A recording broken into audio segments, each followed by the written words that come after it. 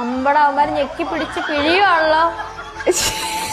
ഇവിടെ മല്ലു പേപ്പർ നിനക്കൊക്കെ എന്തുവാടാ? നിനക്കൊക്കെ കഴിവുണ്ടോടാ? നീ എന്റെ മുന്നിൽ ഇങ്ങോട്ട് വാ. നീ ആദ്യം നീ രണ്ടെണ്ണോ എന്റെ മുന്നിൽ വാ. വന്നോണ്ടല്ലോ കാണിച്ചു തരാം ഞാൻ.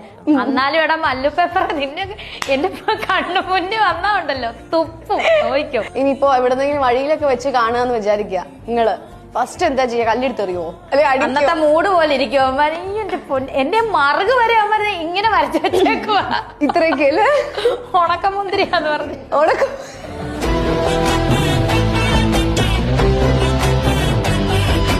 ഇപ്പൊ കൂടുതലായിട്ട് കാണുന്നതാണ് രേണുസുതി പ്രണയത്തിൽ. ആരാ എന്താ അറിയായിരുന്നോ വല്ലത്?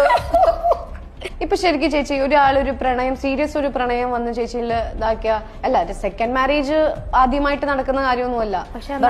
എന്നാലും എന്റെ കാര്യത്തിൽ അത് നാട്ടുകാർ തല്ലിക്കൊല്ലും. എന്റെ ഇപ്പൊ ഞാൻ ഒരുത്തനെ കെട്ടി അവനെ തല്ലിക്കൊന്നില്ലേലും എന്റെ പൊന്നെ അതൊന്നും ആലോചിച്ച് നോക്കിയ സംഭവം. ഞാൻ രേണുസുതി യഥാർത്ഥത്തിൽ കല്യാണം കഴിച്ചുള്ള സംഭവം ഒന്ന് ആലോചിച്ച് നോക്കി. പിന്നെയാണ് ആ ഒരു പെർഫ്യൂമിന്റെ പഠിച്ചോനെ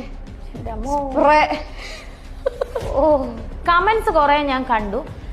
ദാസേട്ടന്റെ മണമുള്ള പെർഫ്യൂം അടിക്കടി, ഇനിയും ദാസേട്ടന്റെ മണം അടിക്കടി. നീ പെർഫ്യൂം അടിച്ച് തീർന്നോടി സൂചേട്ടന്റെ മണം. ആ പെർഫ്യൂം എന്ന് പറഞ്ഞാല് അത് സുഗന്ധമല്ല സത്യം പറഞ്ഞാൽ. അത് വിയർപ്പിന്റെ ഒക്കെ കൂടിയുള്ള ഗന്ധമാണ്. അത് ഞങ്ങൾക്കത് ഇഷ്ടമാണ്, ഞങ്ങൾക്കത് മനസ്സിലാവും. മറ്റുള്ളവർക്ക് അത് അടിച്ചു നടക്കാൻ പറ്റും. ഞാനിതിപ്പോ അടിച്ചെന്ന് വെച്ചോ, ഞാൻ പുറത്ത് പോകുമ്പോൾ മൂന്നാമതൊരാള് ഇതെന്ത് അടിയുന്ന ഈ മണമാണോ ഈ പെർഫ്യൂമിന്, അത്രയും ഞാൻ ഉദ്ദേശിച്ചു. അപ്പൊ ആ ബോഡി ഷെയ്മിങ്ങിനൊക്കെ ചേച്ചി എങ്ങനെയാ പ്രതികരിക്കുന്നത്? അത് മാത്രം എന്തോ എന്നെ ഇവരെന്തോ ഉദ്ദേശിക്കും എനിക്കറിയില്ല. എലി പല്ലി പാറ്റ ഇല്ലത്. അയ്യോ കുറെ ഇട്ട് കൊടുത്തു, ഇനി അടുത്ത പാറ്റാന്ന് വരും. പിന്നെ ട്രാൻസ്ജെൻഡർ എനിക്ക് അവരെ ഇഷ്ടമാണ് കേട്ടോ. അവരും നമ്മളെ സുന്ദരികളാ. ഞാൻ അതാണെന്നാണ് പറയുന്നത്. എനിക്ക് ഇഷ്ടമാണ്, അങ്ങനെ പറഞ്ഞോട്ടെ.